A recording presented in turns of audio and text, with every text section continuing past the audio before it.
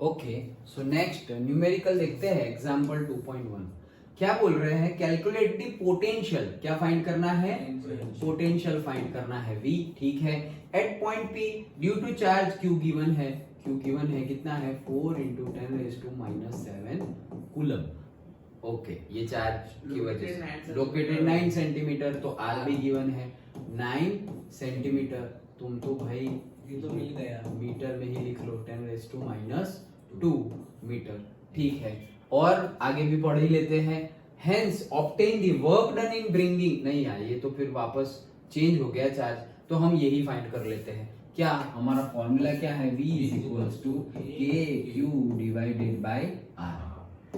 K की value क्या थी? 9 × 10⁹। Q क्या है? 4 × 10⁻⁷ डिवाइडेड बाय R क्या है? 9 × 10⁻²। तो ये तो ऐसे ही गया।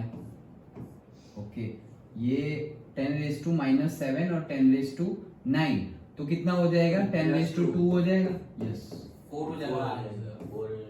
करेक्ट। और ये ऊपर जाएगा तो क्या हो जाएगा? 4 × 10⁻⁴। ओके, आ गया हमारा क्या? V आ गया। डन।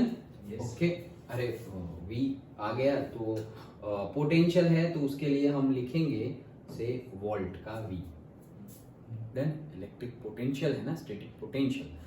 अगर एनर्जी होती है इलेक्ट्रोस्टैटिक पोटेंशियल एनर्जी, तो एनर्जी का यूनिट जूल। पोटेंशियल है जैसे हम 10th में पोटेंशियल फाइंड करते थे। ओके, इलेक्ट्रिक पोटेंशियल तो वो वोल्ट होता था, तो यहाँ पे हम क्या लिखेंगे? सेम है ना answer? Yes, done. Okay, simple था, कुछ नहीं, फॉर्मूला में वैल्यू पुट करो। नेक्स्ट क्या बोल रहे हैं? Hence obtain the work done in bringing a charge. एक चार्ज दूसरा मान लो Q है। Okay, in bringing a charge 2 × नहीं, उसी के कंटिन्यूएशन में है, सॉरी।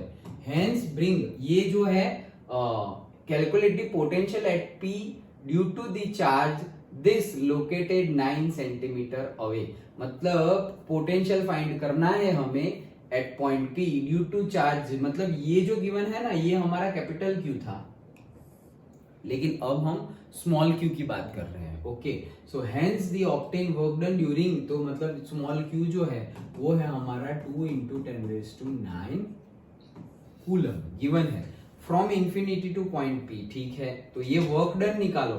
ओके, वर्क डन निकालो। ठीक है, and does answer depend on the path along which. नहीं, पाथ पे डिपेंडेंट तो नहीं है, ये तो हमने समझ लिया है ऑलरेडी। ओके, के ये तो सिर्फ डिफरेंस ही मैटर करता है, तो पाथ पर डिपेंडेंट नहीं है। ठीक है, और क्या पूछा क्या है? वर्क डन फाइंड करो। तो हमें ये V फाइंड किया ना, ऐसे ही हो जाएगा। V का फॉर्मूला क्या था? वर्क डन पर यूनिट, मतलब W/Q = V था। यस सर, ये हमने निकाला था। ओके, सो W/Q = V था, तो हमारे पास Q भी है, हमारे पास V भी है, तो W = VQ, तो Q भी है और V भी है। V है 4 × 10⁴ और Q है 2 × 10⁻⁹, तो ये हो जाएगा 8 × 10⁻⁵।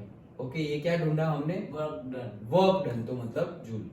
Okay, done. Yes sir, simple था, तो इसमें तो सिर्फ वैल्यू पुट करनी, ये तो 1 मार्क का क्वेश्चन है। डन।